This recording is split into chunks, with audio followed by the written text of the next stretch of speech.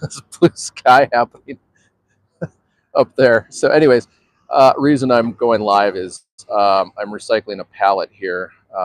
It's a Menards. You may not have them, especially if you're not in the U.S. Because I know there's some people looking at this, some of my videos in England, which is pretty wild, honestly, if I stop to think about it, thousands of miles away. So anyways, uh, lots of pallets here. They say they take them all back. Um, I have this guy right here. It is oak, and I would consider hanging on to it because it's oak, but it's a masonry pallet. I think if I look close, there's some concrete dust, so I don't want to deal with that. Also, red oak isn't. I'm assuming it's red oak. That's usually what they make the oak pallets out of. Probably not white oak. But there's a lot of tannins in oak. Let me switch. There's a lot of tannins in oak, and so the nails tend to rust a lot more than pine pallets. And so, with as brittle as oak is, it tends to break. They tend to, the screws get stuck in there. They're hard to remove. You end up with a lot of kind of shattered pieces. They crack easily, especially if they're weathered and the cracks have already started. And so I would say avoid breathing the dust, because I know in certain groups that use pallets, they say watch out for the stamps on the side. I think HT means heat treated, but there's like a MB. I mean, if it's really old pallet, maybe they stopped doing this, but some of them have chemical treatments to prevent insect damage. So they'll recycle them. They do a lot with pallets. It's fine. And if I find a beautiful pallet, I have pallet wood. I moved it earlier today into my storage space while doing all that. So if it's straight, if it's easy to remove, I'm not doing it now just because I have so much other material, and I keep finding furniture that can be knocked apart that has a lot of good components left in it. So anyways, I feel good about just handing this one over to a company that uses a lot of pallets. So anyways, that concludes my day of at least moving furniture and stuff. I've got these two. This used to be somebody made a DIY basketball hoop. These are my flat top furniture moving dollies. I'm gonna toss them in there, and I have to go. I have to do the Mr. Mom thing where I go pick up kids from school and get the car washed.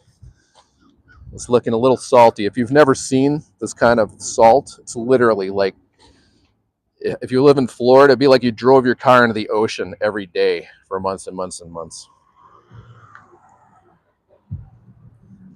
Let's see. Do I like foreigners? There's a question. I am a U.S. citizen, but I was actually born in South America.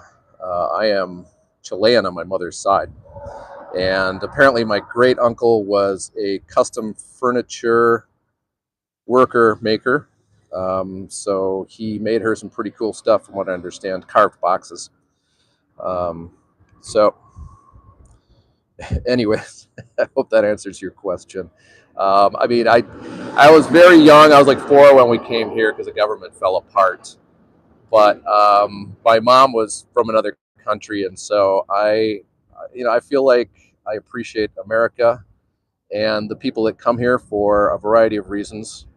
Um, and I've made a few cooking videos. I love, trying different foods. It's the original chemistry is taking a piece of food, putting it on the fire, putting it in a skillet, and changing it up, or adding, wherever you're at. It's kind of like wood.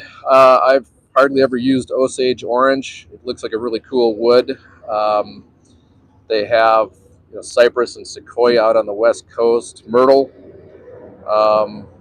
Coos Bay, Oregon, one of the few places there in Israel where it grows. Super interesting wood. I've used it just a little bit, but beautiful stuff if you can find it. And so, like, where you're at kind of affects the woods you're working with and your familiarity with different things.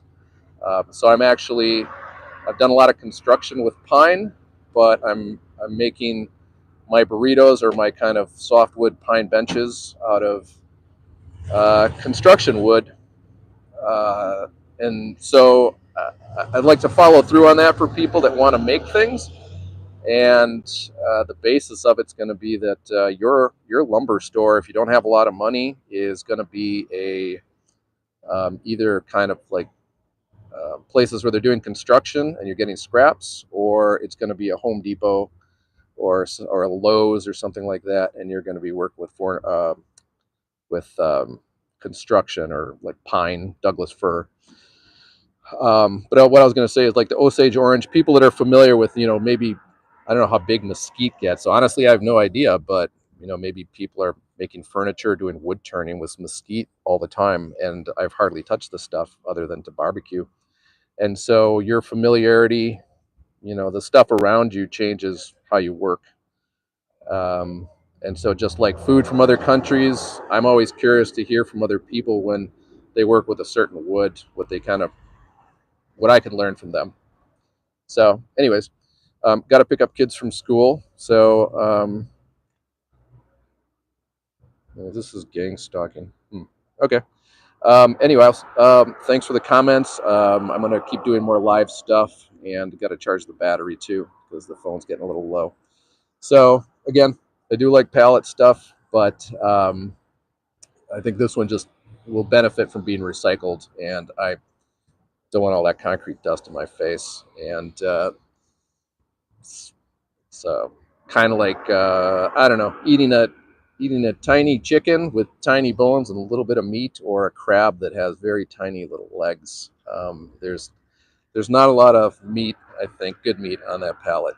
So if you can find a place to recycle it, feel good about it, move on, and concentrate on maybe what your time is worth as a woodworker in the shop versus trying to make, if you have the option, every piece of wood you come across work for you.